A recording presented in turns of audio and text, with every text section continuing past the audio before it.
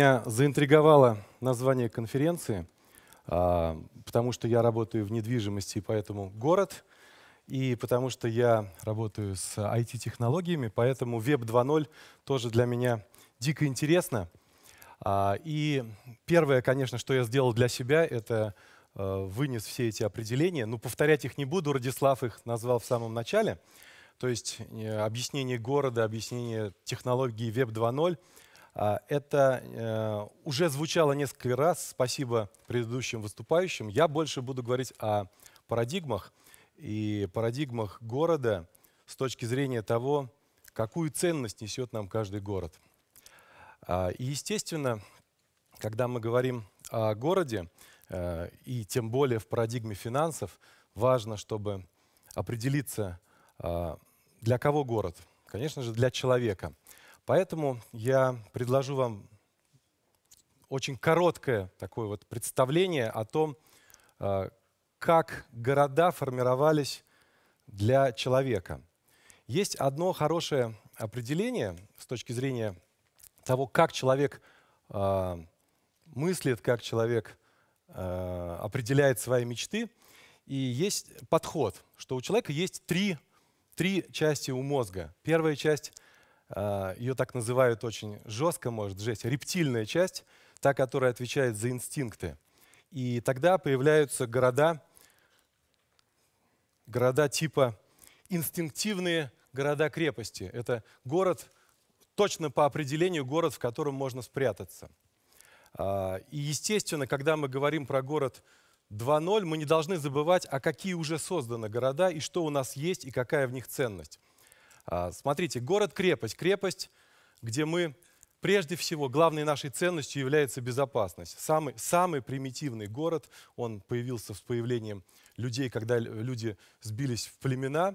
И до сих пор кое-где такие города доминируют, и эта ценность является очень такой серьезной.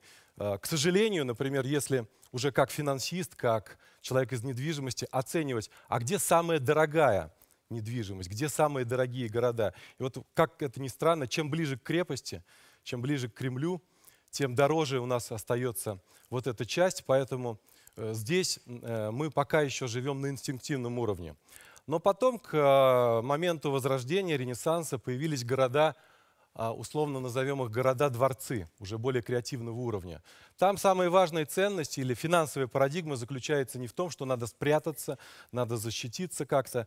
Там уже другая парадигма. Там надо привлечь, надо быть суперпривлекательным, надо иметь и такое эстетическое превосходство в красоте, и тогда люди соберутся туда, и это будет суперценность. Но, тем не менее, наступила промышленная революция, и пришли города нового типа, в которых которые мы продолжаем развивать, хотя никто не отказался от того, что есть элемент крепости. И вот Барт, когда рассказывал нам про способ формирования городов, как там, модульный и дизайнерский способ. Вот в модульном способе прежде всего доминировало сначала создать модуль, потом мы любим построить большие заборы, и ценностью для нас являются заборы. Прежде всего вот это ограждение. Да? Дизайнерский город, который тоже, прежде всего Барт как раз нам и говорил, что надо делать дизайнерские города, они ближе к городам-дворцам. Но в целом мы создаем сегодня города типа населенный пункт. Урбанистические сложные системы, в которых главным критерием является комфорт, главный критерий — функциональность. И тут появляется новое понятие — город 2.0. Что такое город 2.0?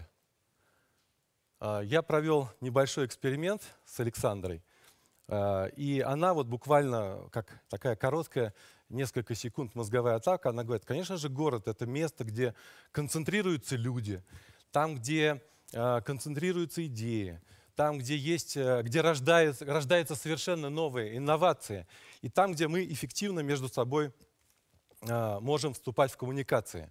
Что это за города? Конечно же, это не то место, где мы живем. На что похожи эти города? Это уже социальные сети. То есть сегодня намного важнее построить город 2.0, и он даже по капитализации превосходит современные большие компании, производящие реальный продукт. И поэтому мы постепенно все вместе с вами переезжаем общаемся, коммуницируем не с соседями по площадке, мы даже их не знаем. Мы работаем в социальных сетях, мы дружим, обмениваемся идеями. Вот по этой причине я поднял несколько кейсов. Смотрите, элемент города 2.0, в котором мы сегодня все живем. Но если я попрошу поднять руки, кто пользуется Яндекс.Пробки? А если добавить еще тех, кто едет сюда, кто не живет в Москве, то число жителей города 2.0 сегодня превышает, чем число жителей города старого образца. В крепости, ну, не так много людей, да. В Венеции тихонечко покидают люди, из городов, дворцов тоже выезжают. Города урбанистического плана тоже нам не симпатичны, мы там задыхаемся, поэтому создаем условия, чтобы тихонечко перебраться в совершенно новый тип городов. И что тогда у нас получится? Тогда, наука 2.0 пропущу, тогда у нас появится город, в котором будет цениться прежде всего количество людей. Вот это здесь буковка P, population, население. Чем больше людей, чем ценнее город. Конечно же, там останется подход с точки зрения масштабов, ресурсов. Но сравните сегодня, сколько вчера объявили нам стоит наш любимый Яндекс. 12 миллиардов. 4 миллиарда за один день прирост стоимости. Почему? Да потому что мы там живем, потому что мы туда ходим, потому что мы там оставляем свои идеи, потому что мы создаем там новые сервисы, создаем свои пространства.